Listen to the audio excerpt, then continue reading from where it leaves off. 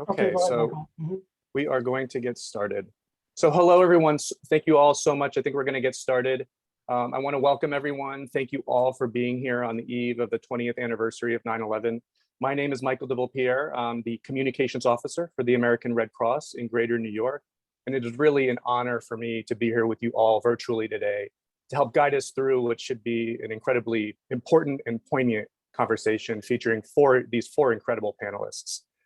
They represent the heroic work carried out by tens of thousands of volunteers and employees who supported the survivors, the first responders, the family members who lost loved ones to this unimaginable tragedy. Many of you on this call responded to the events of 9/11 in some way, and I want to offer personally my heartfelt gratitude and compassion for all you did 20 years ago and all you continue to do to help individuals cope with the aftermath and trauma brought on by disasters. So I want to move on quickly to before I move on to some introductions, I want to touch on some housekeeping items. So we are muting everyone except for the speakers. I do want to ask you, just in case we have a technical glitch, these things happen sometimes, that you make sure that you keep yourselves on mute. We are going to be taking questions after all the presenters have an opportunity to speak. So if you have a question, please write that into the chat box, and I'll be curating those. I'll be curating those questions, and I'll be asking those questions after all our presenters have the opportunity to speak. So now I want to introduce our panelists who represent the national organization and the 3 Red Cross regions in New York State. So first of all, I'd like to introduce Dr. James Halpern. He is Professor Emeritus and founding director of the Institute for Disaster Mental Health at the State University of New York at New Paltz.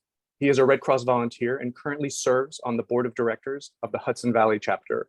On 9/11, Dr. Halpern led the first American Red Cross mental health team to ground zero looking for walking wounded. On the 12th of December, he began a week-long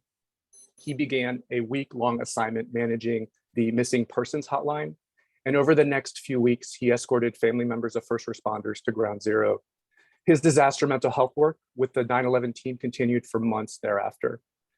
James joins us from New Paltz, and I want to welcome James. Thank you for being here. Thank you. Next, we have Rabbi Stephan Roberts. He has volunteered with the Red Cross for 22 years. He's currently the disaster spiritual care lead at the American Red Cross in Greater New York. Rabbi Roberts became involved with the Red Cross 2 years prior to 9/11. He worked closely with the chapter, in particular, Virginia Mewborn, to develop a disaster spiritual care component, which was approved by the chapter 1 week prior to 9/11. The program was activated on 9/11, and he was the first lead. Over 800 chaplains participated in the 9/11 program he oversaw here in New York. He joins us from New York City, and I want to welcome again Rabbi Stephan Roberts. Now moving to Peggy McGee Smith. In addition to her work as a registered nurse, Peggy McGee Smith serves as disaster mental health chief and staff advocate with the American Red Cross Western New York region. When 9/11 occurred, Peggy was working as a disaster mental health supervisor. Peggy is joining us from Buffalo, New York, and she will soon be deploying, from what I just heard, to Louisiana to support Ida relief. So thank you for that, and welcome again to Peggy.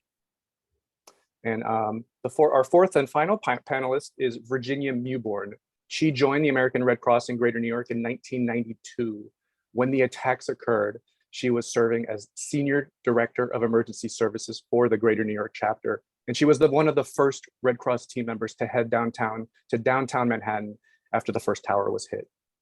Virginia currently serves as the Division Disaster Director for the Southeast and Caribbean Division of the American Red Cross.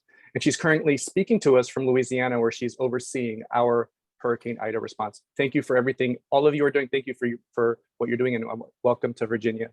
Now I want to pass it to James Halpern to start this conversation.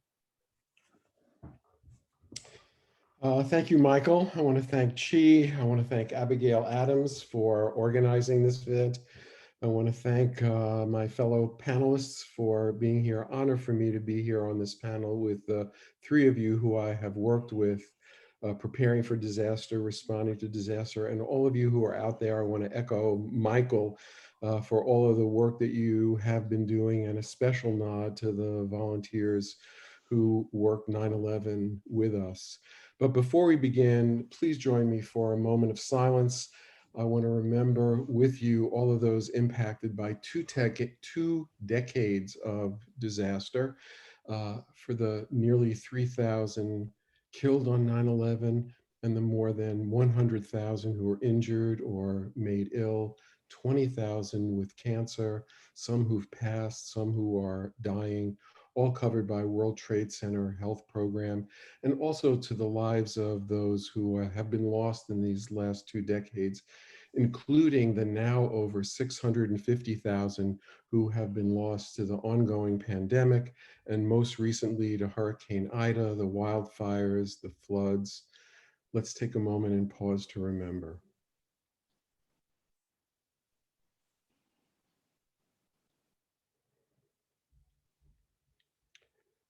Thank you. Next slide, please. I'm going to briefly review just a couple of topics. There's a lot of ways in which I think there are not only the panelists here, but many of you out there probably have an awful lot to say about what you learned from 9/11, but I'm just going to cover these three because I was involved with them. And so they're kind of both personal and professional, talking about trying to overcome denial so that we can better plan and prepare for what we know is coming our way. Also embracing our partners over a wide range of sites and strengthening what is becoming more and more relevant, and that is these disaster crisis helplines, because so much more of our work now has to be done remotely. Next slide. Yes. So under the Family Assistance Act of 1996, after a mass transportation incident, I imagine that many of you know that Red Cross is responsible for family care and mental health. And this is probably related to why in spring of 2001, we had a tabletop exercise in Greater New York. And I know that at least one of our panelists was there and helping organize this event. It was a tabletop exercise preparing for an aviation incident. And the principal topics were jurisdiction, organization, hierarchy, because the response to an aviation incident in New York is very complex. There's local, there's state, there's federal law enforcement, there's first responders, emergency management. If it's an airplane, the airline folks are involved, National Transportation Safety Board. It's very complex. And so we spent that exercise looking at some of that complexity and as Red Crossers, where we would fit in, where we would go, where we would meet. The scenario was 2 planes hitting New York, populated areas in New York, but not as a result of an attack, as a result of problems with the control towers. There was a problem there. And so this was the scenario. And most of us who were part of the exercise exclaimed, "What?" We complained. We said, how could such a thing happen? Why should we be planning for something that is not likely to occur or probably will never occur, some preposterous scenario? We should be putting our time into something that was more likely to occur. We were experienced disaster responders, and we had a very hard time seeing this as even a remote possibility. So the lesson that I take out of that is that if we as disaster responders has such a hard time even thinking that this was possible, how can we expect the general population to face reality, to not be in denial, and to prepare effectively? Next slide, please. It seems, and there's a lot of evidence for this, I like to bring in science from time to time. That's my academic background. And you need to excuse me for smiling with some of this. It's all really quite serious. But we are now facing disasters that are bigger in scope and intensity and duration than we have ever faced before. And that means the disasters are bigger, badder, and longer.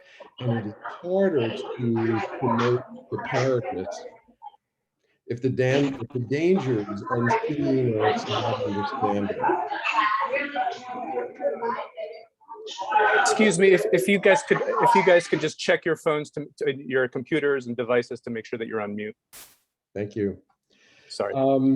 So these, I think, are the factors that make our response to COVID and climate change not as positive as they could be.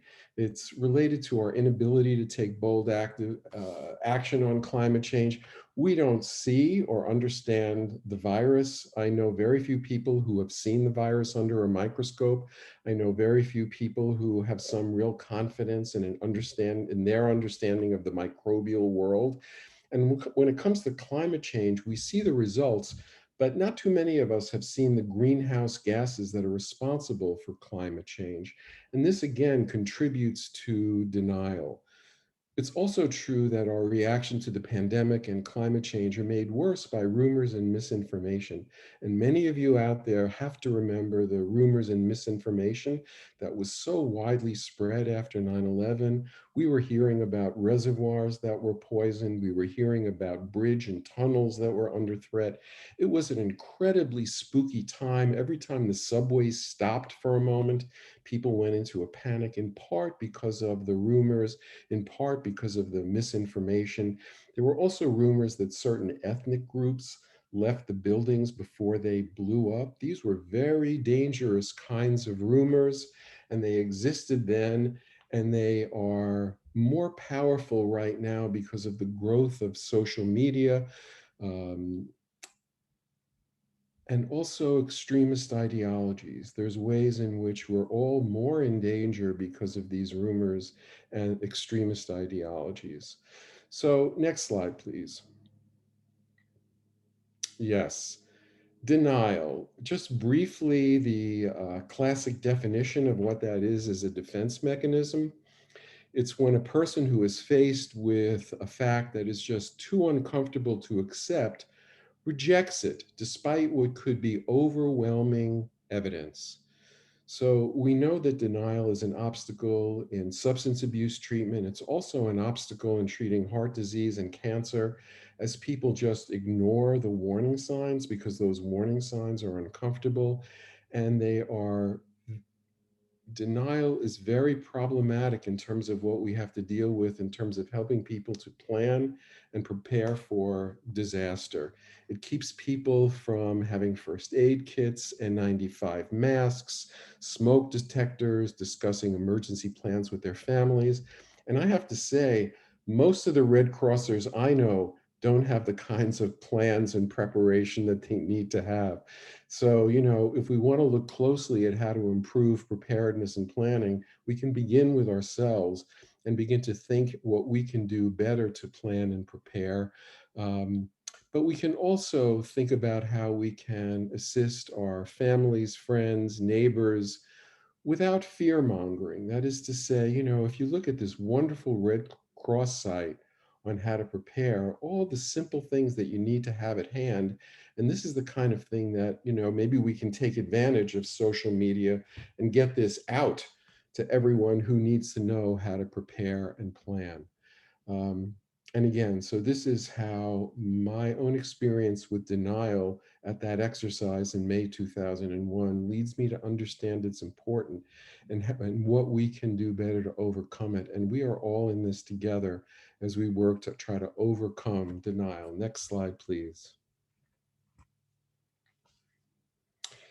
We had a lot of wonderful helping partners here. Disaster Psychiatry Outreach, New York City Department of Health, Mental Hygiene, Disaster Preparedness, New York City, and this is the New York State Psychological Association has their response network, and OMH, Office of Mental Health, contributed quite a bit to our response. But it's the last two that I want to take just a minute more to talk about. It's not typical for mental health and spiritual care to work cooperatively. But I have to say, in the aftermath of disaster, we really come to rely on each other. And all of the mental health folks I know outside of doing disaster work are somewhat skeptical of spiritual care. But anybody who does disaster work has an incredible appreciation of that partnership, because there is a way in which people who are traumatized or are struggling to make sense of the event, and they need all the help they can get. And so mental health and spiritual care can work so closely together. Important to note that. I say this, and I'm so pleased that we've got spiritual care and mental health on this panel. So what happens is mental health offers that support to spiritual care. Spiritual care offers that support to mental health. And together we work with clients. I have to say, I think it's an unusual partnership. I don't think that happens everywhere, but it's something that's quite special. Also, so special, I know it's an odd segue here, but everybody I know in mental health loved working with furry friends. And at many of the disaster sites, there were specially trained dogs who were there who offered support to not just kids and not just first responders, but everybody. And that there is just this basic connection that is really quite extraordinary. So I want to say it's one of the things you can think about if you get into trouble.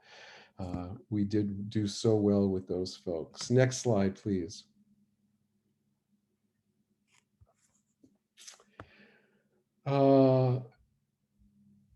There are volunteers who came from every state in the union.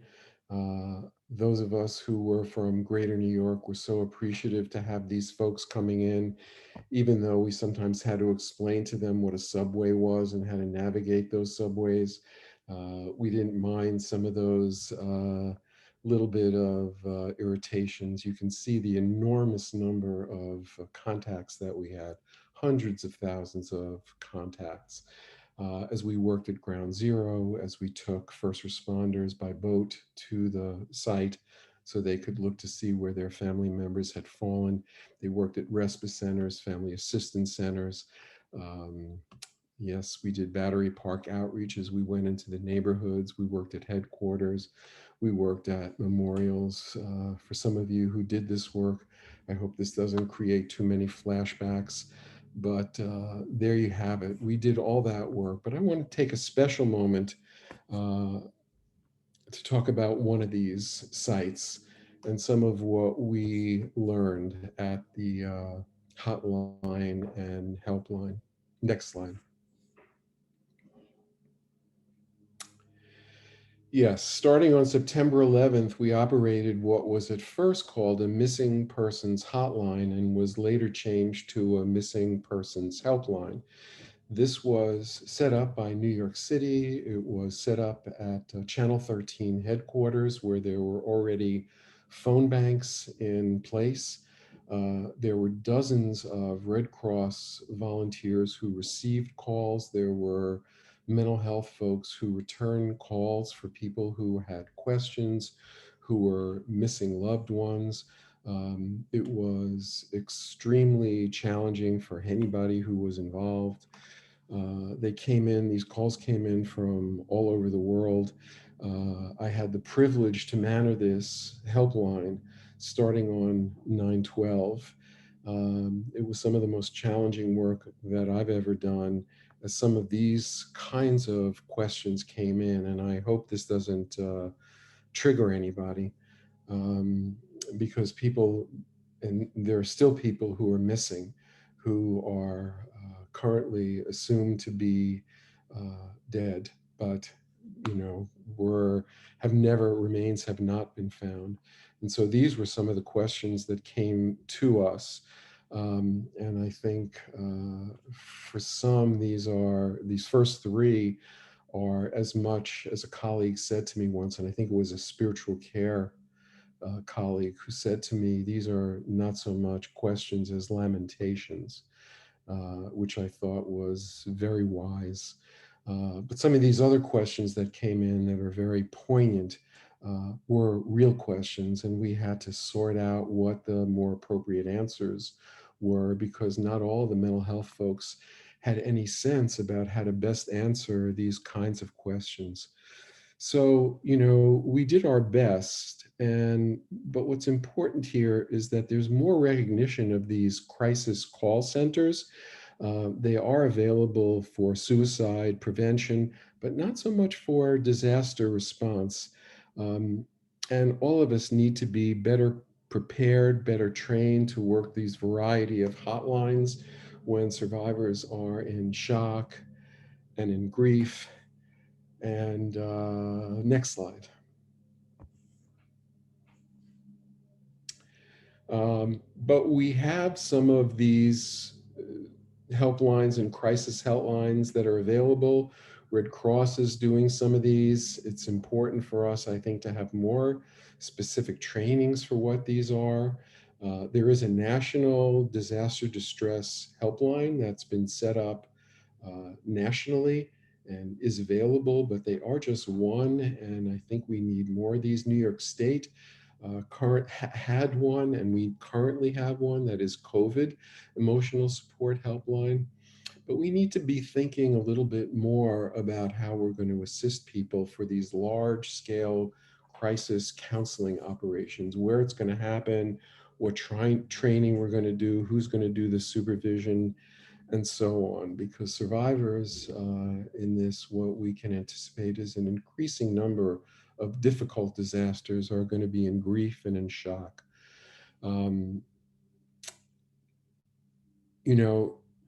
As Red Cross folks, we've never had a mission that's more timelier than it is now. And we're anticipating disasters, some that we can imagine and some that we can't. 9/11 was one of those disasters that we couldn't imagine. Somehow we have to be preparing for those as well. Thank you. Thank you so much, James, for that really, really important presentation. Now I would like to pass it on to Rabbi Stephan Roberts to speak. So I want to start really by just thanking all of you for giving up some of your very precious time today to sit and to be part of this dialogue. I'm really going to focus on lessons learned. And one particular lesson I'm going to go back to again and again is often I heard the word luck in reference to my being in New York and being the first lead for disaster spiritual care, and also with the ongoing work of disaster spiritual care. And I think there is a very Red Cross expression that defines luck in Red Cross terms.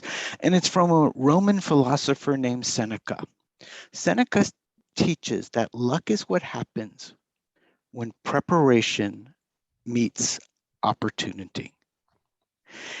And for Red Cross, when somebody says to us the word luck, I never think that, or I agree with them, but I agree because Red Cross is about opportunity, but even more importantly, it's about the preparation that happens to meet the opportunity. And that was the case with me in spiritual care and 9/11. We have to go back to a slide that James already briefly talked about, which was TWA Flight 800, which happened in New York on July 17th of 1996.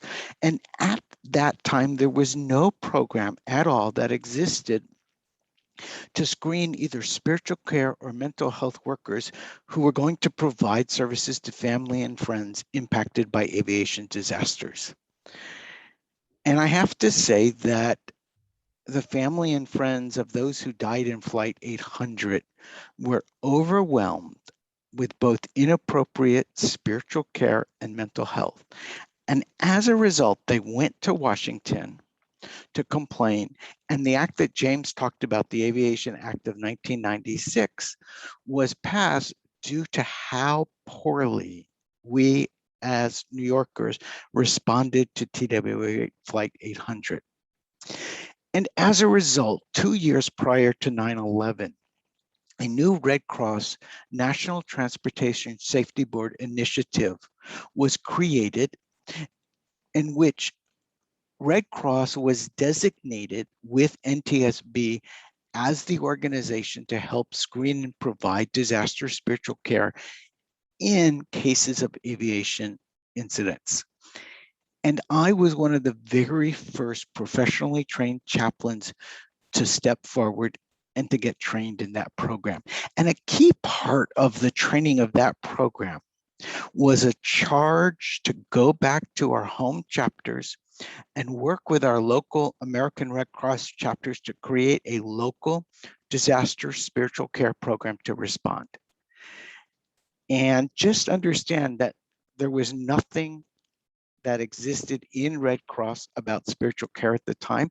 And there was a somewhat large hesitancy to have anything to do with spiritual care. And there were two critical people who were involved that have led to the moment of today in the last 3 years, where disaster spiritual care is an essential function of American Red Cross. One is on the call today, Virginia Mewborn, and the other is Dottie Breyer, who, if you all do not know, I pray that you meet Dottie. Dottie was at the time the head of mental health. When I got back from that training, I got in touch and met with both Dottie and Virginia and talked about what we had learned and why we needed in New York to create a disaster spiritual care program. And both Virginia and Dottie stuck their necks out in ways that to this day have major ramifications, so that New York, the New York chapter, was committed to creating a local disaster spiritual care program to respond to aviation incidents. And what I then did in those 2 years prior to 9/11, I worked with Virginia and Dottie. I went and recruited and screened a team of 11 volunteers to be part of our initial program. And 1 week prior, we worked 2 years, 1 week prior to 9/11, the complete program was approved by the chapter executive, including a key screening application form. And the program, because of Virginia, because of Dottie, because of others, the program we created had clear parameters in writing about who could and could not volunteer.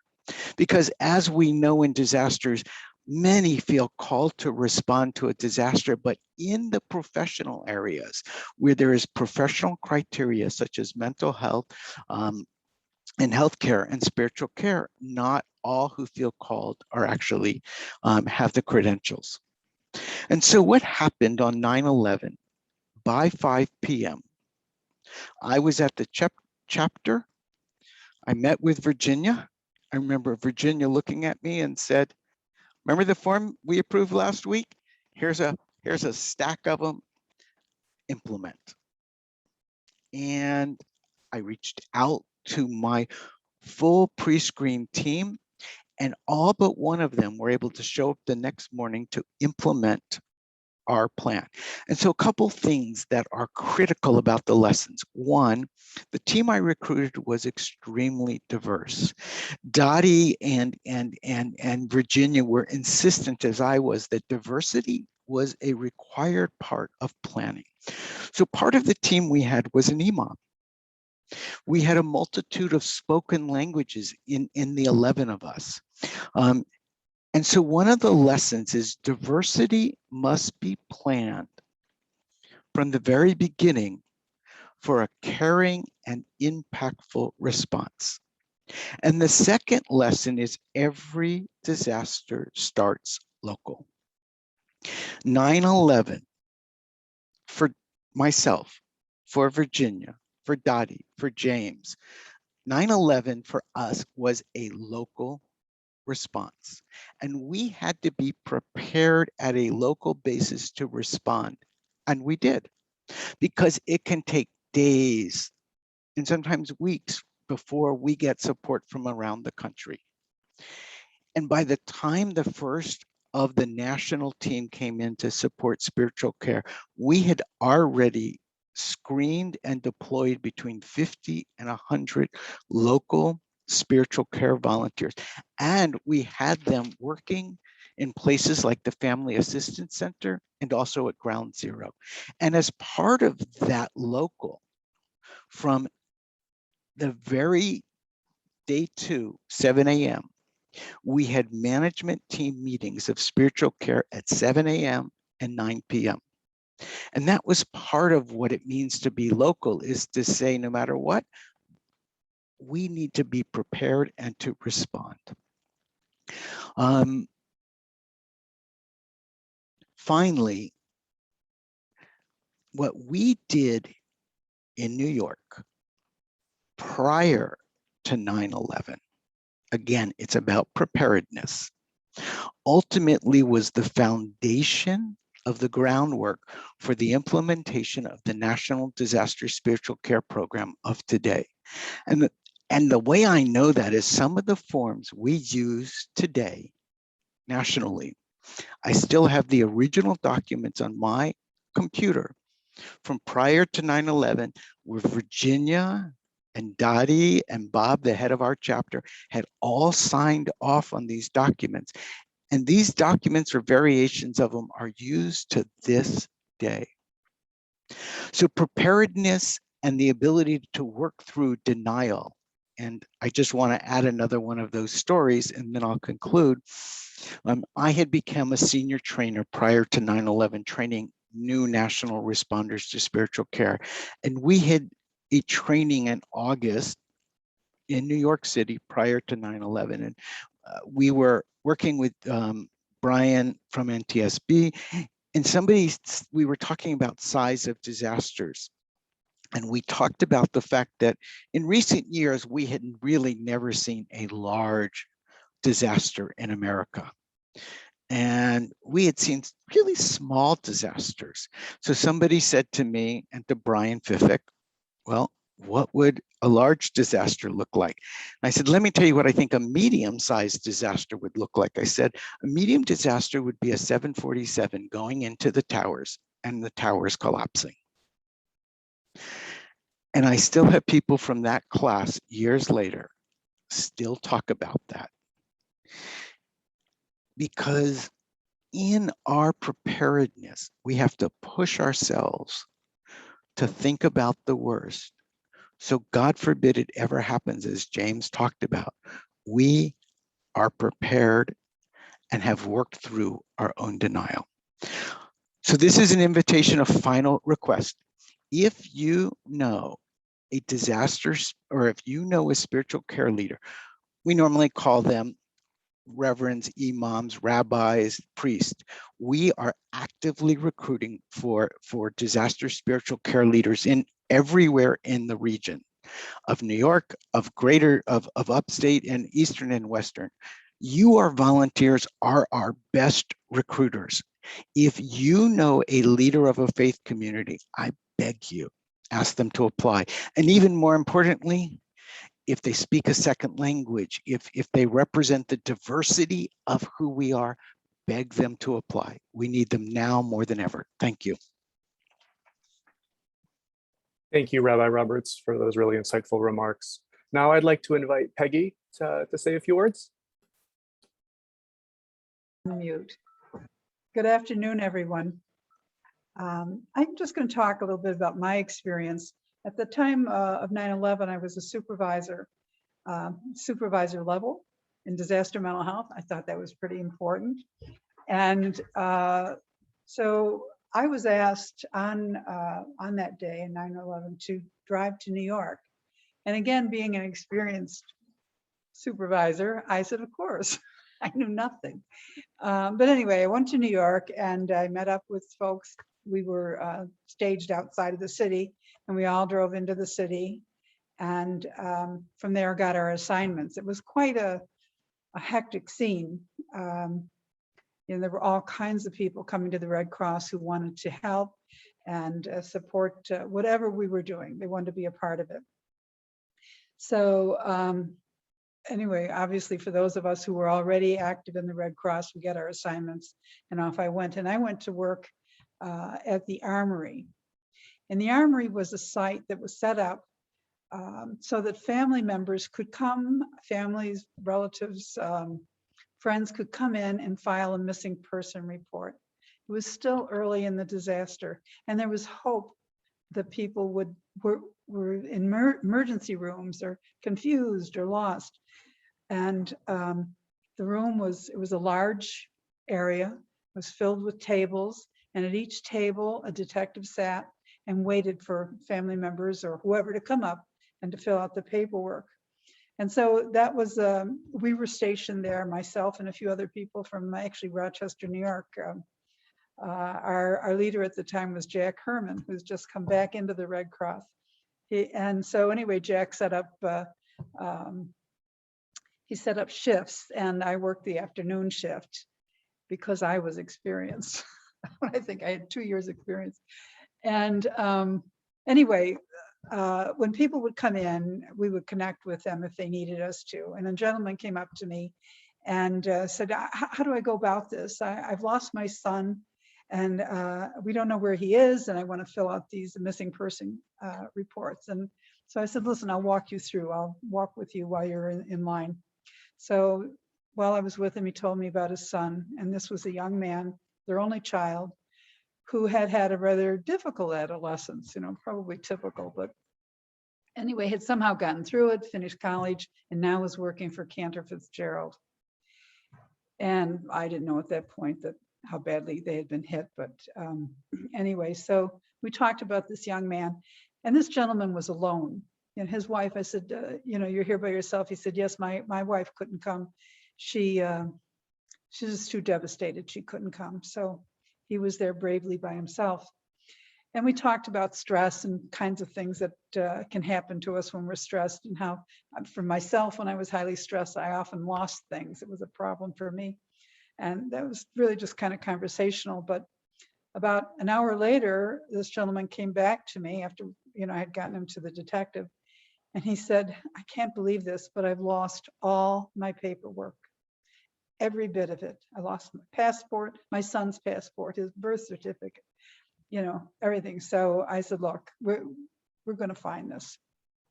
So that's where the power of prayer comes in, because I was like, oh, let me, I hope I can find it.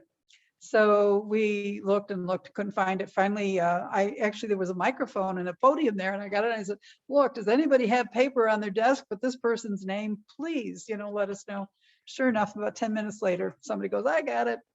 So that was mental health again. I just want to, there's something special about this work. And it's more than just, I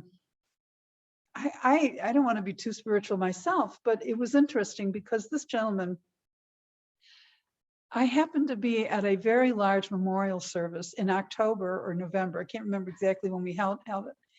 And that gentleman was there, and I met him again. And obviously they knew that their son was gone. And I said to him, how are you doing? And we talked, and I said, are you here alone? He said, no, I'm with my wife.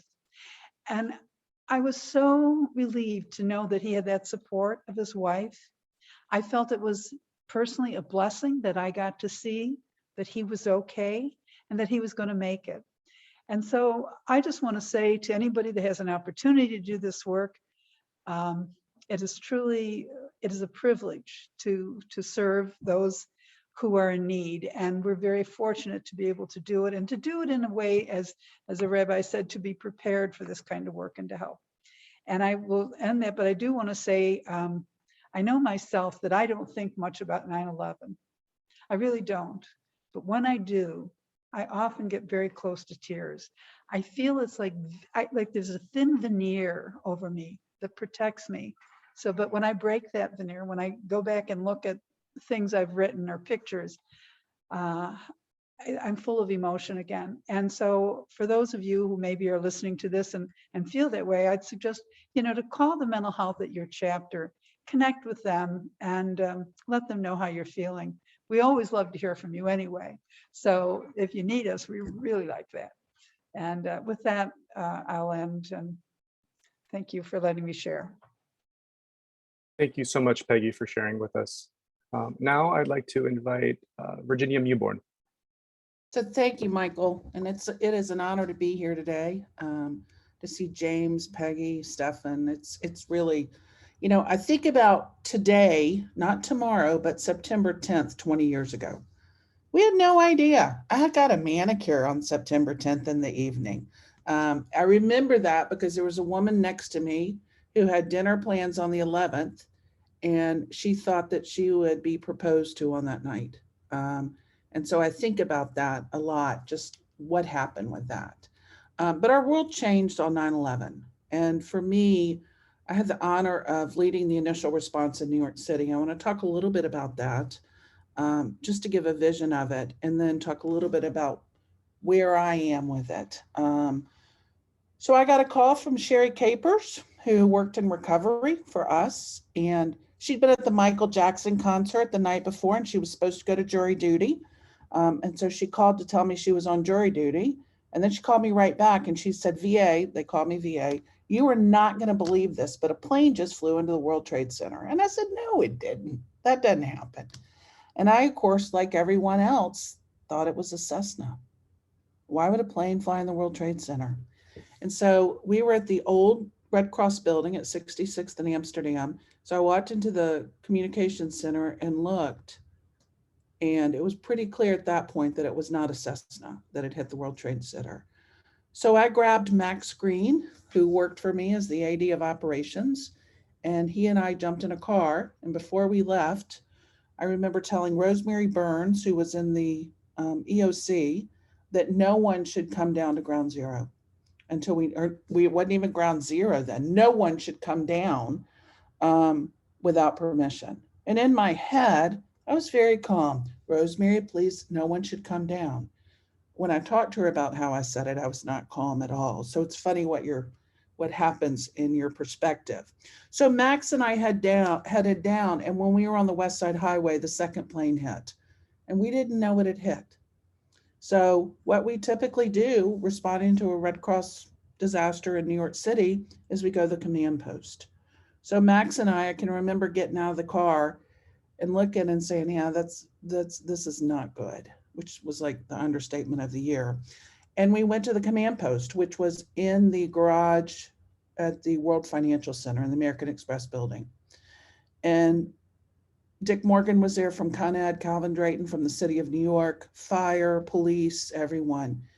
And I remember walking up to Calvin and he said, I'll be right with you. And he said, have we swept the garage yet? And I was like,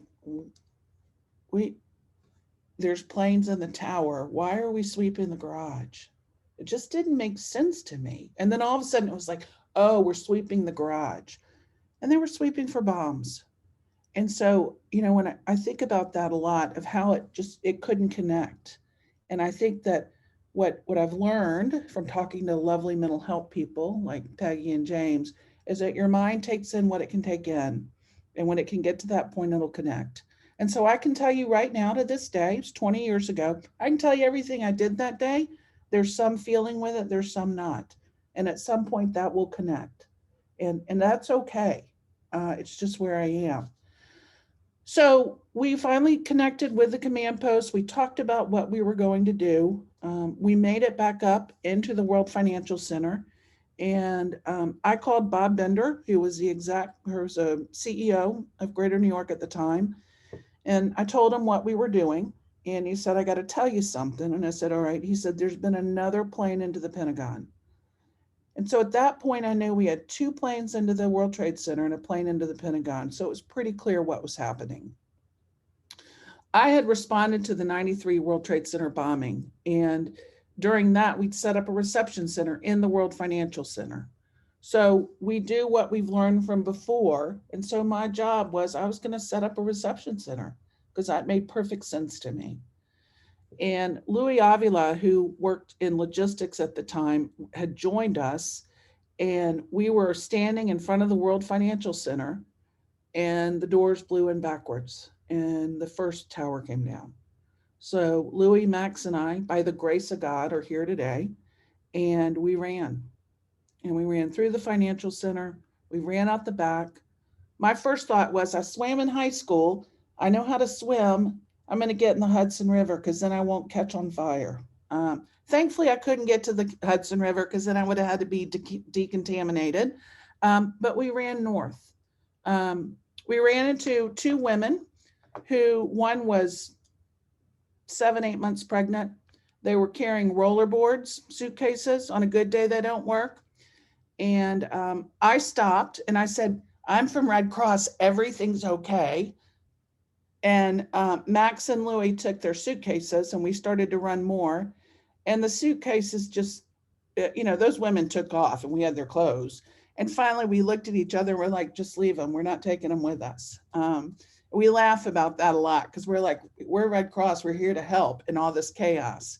I think the poignant moment for me on that run, which I did not remember to the following Friday, was we heard planes overhead. And so all three of us laid down and we literally put our hands over our heads. And I thought, this is it. My dog's with a friend. I talked to my parents last night. This is it. And I can remember, it sounds, I say this and it sounds so like television-y. It couldn't be more true.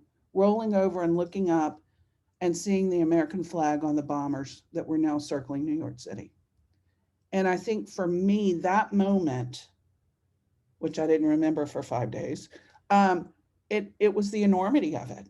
And what happened is I was sitting in the boardroom at 150 Amsterdam in a meeting on that Friday, and it was when President Bush was in town. And I could see out the window, and they had F-16 circling the city that day. And all of a sudden, it was like, wow. I didn't say wow. I said something else that I won't say on this call. I can't believe that I didn't remember that. But again, what I've learned is your mind takes in what it can take in. And that was, that moment, I know how I felt. So I can't imagine how the people in the World Trade Center felt. We finally got to Chambers and West Side Highway, and we called Bob Bender. And I said, we're out. We are at Chambers and West Side. We're going to get back to the chapter. Again, in Virginia's world, speaking very calmly. Actually, I was screaming at him. And I found out that Bob had sent an IRV down with a driver, and they were on the east side of the tower. So I knew that there was one more Red Crosser that was down there. So we didn't know where he was. His name was K-Mine. We didn't know where he was. We didn't know if he was okay, but we had to get back to the chapter. So we left. And we finally got a car out. One of our cars was crushed. We got the other one out. And we had just crossed Chambers Street when the second tower came down. And we could see it behind us. And I can remember being in that car and going, go, go, go, stop, don't hit anyone. Go, stop, go, stop. And we were just trying to get out without hitting anyone. And there were people everywhere. So we finally got back to the Red Cross. We walked into the lobby and there were people everywhere. It was chaos. And by that afternoon, people were lined up around the block, wanting to give blood, wanting to give money. And we had taken over the MLK High School next door to the Red Cross, that auditorium. And John McGee, who died a couple of months after 9/11, did 1,500 people orientations, just because people wanted to connect, people wanted to do something, people wanted to be a part of it. And so John did those presentations over and over and over again. When I met up with Bob after getting back to the chapter, I can remember he put his arm around me and he had a watch on. He said, I'm glad you're okay. You have 10 minutes. And it was 10 till 11. And then we need to start work. And I think about it, and the mission of the Red Cross is really what saved me in many ways, because it focused me. I had a hell of a team of employees and volunteers at Greater New York. I had an amazing team of people. They did everything they could do. And I remember we met in the ready room, which was this tiny room, and there must have been 12,000 people in it. And we talked about what we were going to do. And the thing that I remember most is that everyone said, what do you want? What do you need me to do? How can I help? Max Green was in the garage. If they showed responders needing socks on the TV, we got pallets of socks. If they saw dogs downtown, we got pallets of dog food. And he managed that. And he worked straight through the night. We had cars in and out. And I just think about, you know, how everyone simply rolled up their sleeves. And they were all heroes. There was no playbook for us on this. We knew how to do a disaster. And in fact, we opened our hurricane shelters because we needed to open shelters.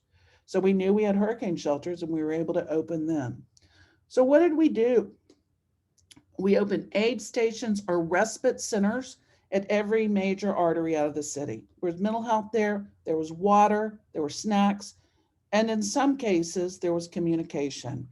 And I love the term respite, and I love the term respite centers as it relates to a disaster, because if you define it, it's a short period of rest or relief from something difficult or unpleasant. And if the Red Cross can offer that, which is what we did our job. I remember not long after that, Becky McCory appeared. She had driven down from Albany and she had stopped at every exit on the thruway and bought cell phone batteries. We had Nextels. We thought we were really cool. She bought cell phone batteries and chargers.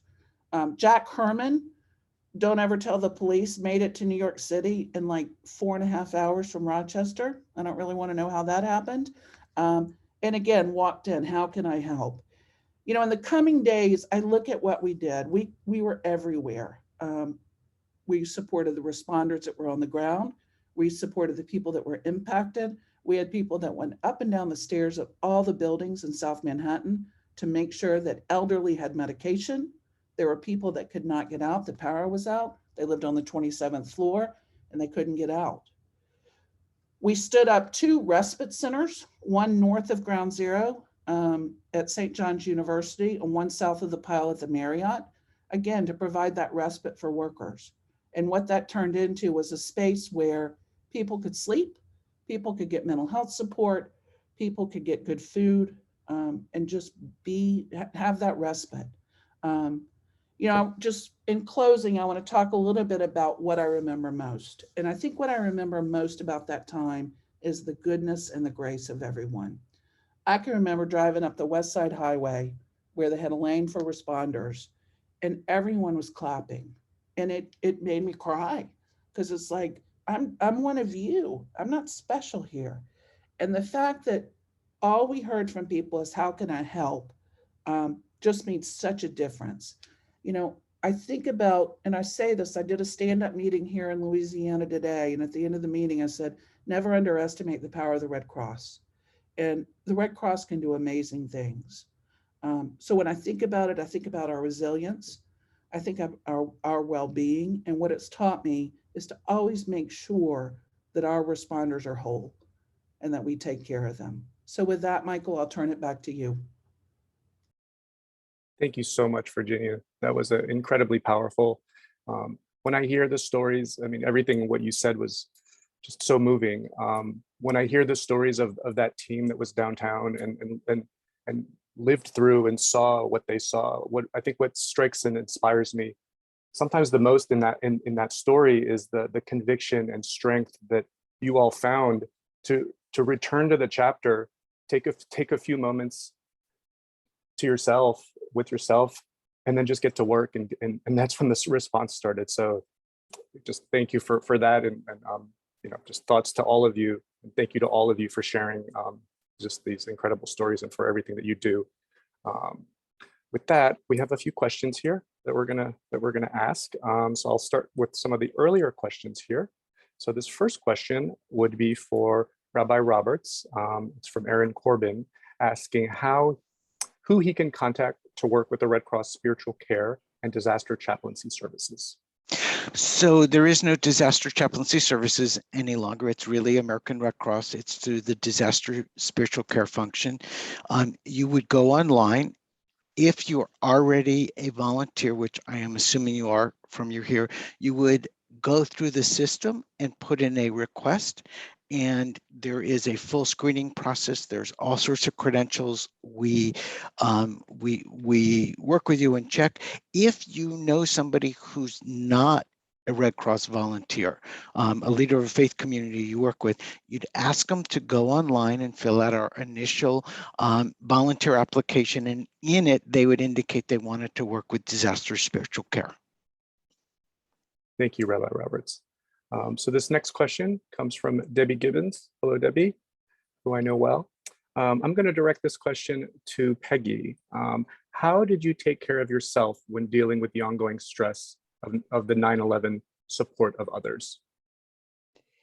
Well, probably, you know, I think the comradeship of my coworkers, because, you know, rest is always a good way to take care of yourself, but it was so demanding that really we just had to put in our 14, 16-hour days, whatever it took, we did. So it really had a lot to do with supporting each other, laughing when we could laugh, you know, when something was kind of silly. Virginia, actually, some of those things she was saying, I probably would have laughed at some of them, you know, running with somebody's suitcases. But yeah, so those are the things that kept us going. And I think checking on each other, we would kind of say, hey, you know, maybe you need to settle down, or you need to get some rest, or how about switching shifts? We did that kind of stuff.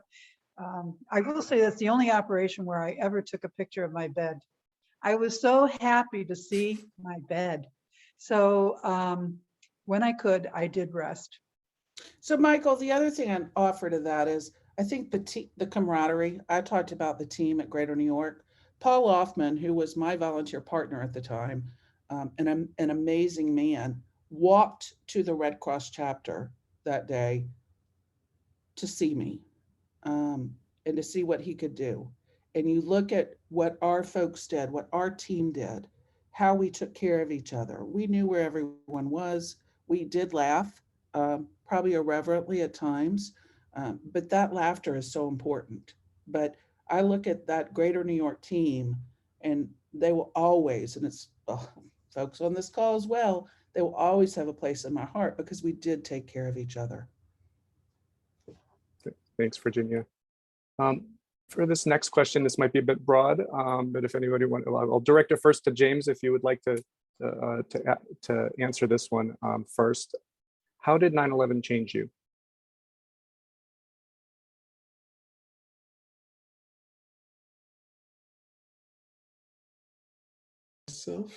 I would say it's changed me in every way.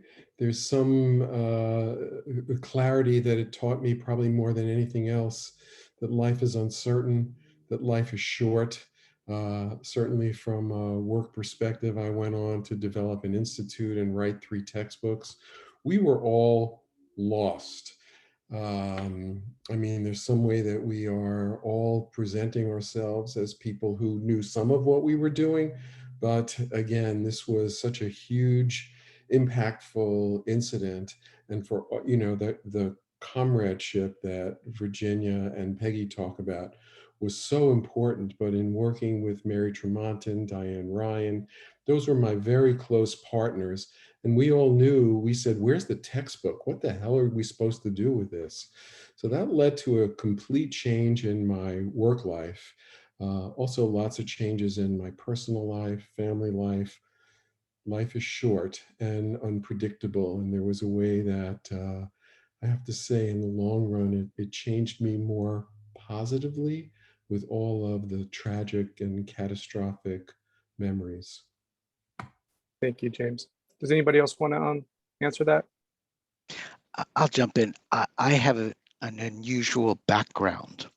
I lived through a war as a civilian where prior to 9/11, I was in air raid shelters every night for weeks on end.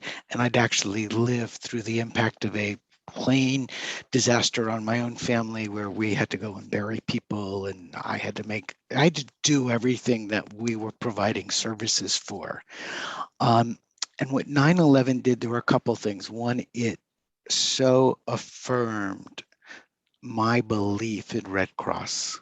and the value that our organization, no matter how flawed we are, is a miracle in many ways. And I knew in a way that I was going to get through this because of just my own life experience. What it did, though, was affirm what I was doing. And like James, it led to multiple textbooks. It has led to just a lot of the work that I do, but it affirmed where I was in life and what I wanted to be doing.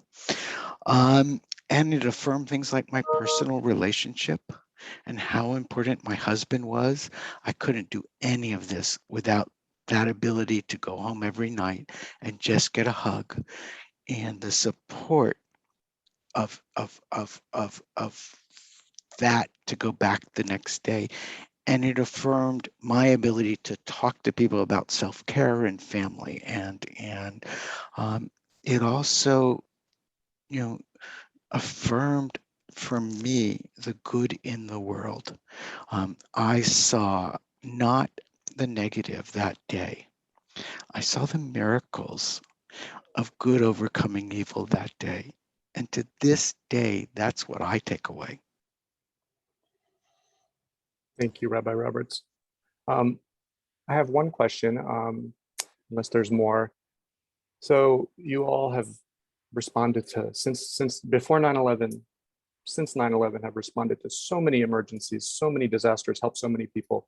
Is there something that, maybe there's a couple things, but maybe one thing that you take from your experience during 9/11, during that response, that you take to these disasters, these disasters that you're responding to now? I mean, looking at you, Virginia, you're in Louisiana right now. Is there something that you've taken? I don't want to use the word learn, but we could.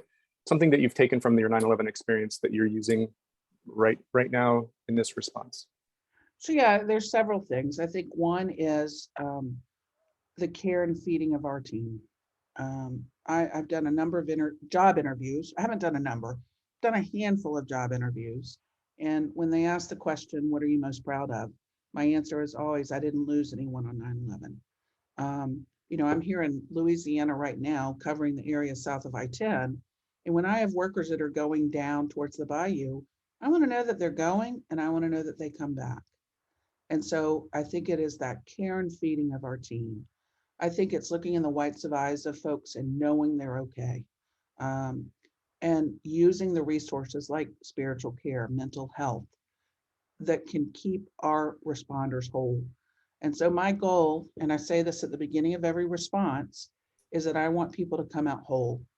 And that is probably one of the most important things to me. Thank you, Virginia.